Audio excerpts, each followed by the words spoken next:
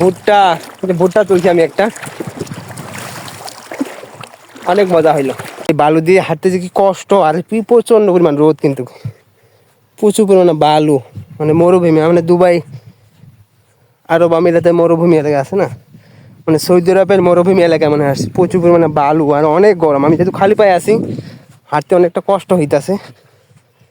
আমরা চালু করে নদীতে যাব, আমার কিন্তু অনেক গরম লাগতেছে। চাচা এখনো নদীতে ওই যে গরু গোসল করাইতেছে, আমরা এখন চাচার সাথে যাব, দেখি আমরা। এই তো নদীতে চলে আসে, ও বাবা কি আরাম,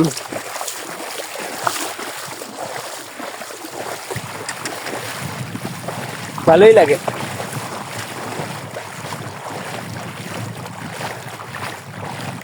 বর্ডার বর্ডার বর্ডার,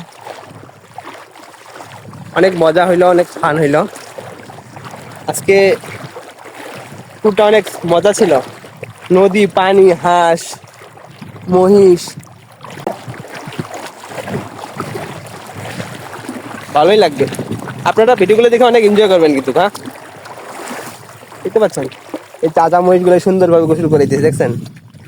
অনেক দিন হলো, আমি আগে যখন বাড়িতে থাকতাম তখন গরুকে এইভাবে গোসল করে দিতাম নদীতে বা পুকুরে। ওয়াও,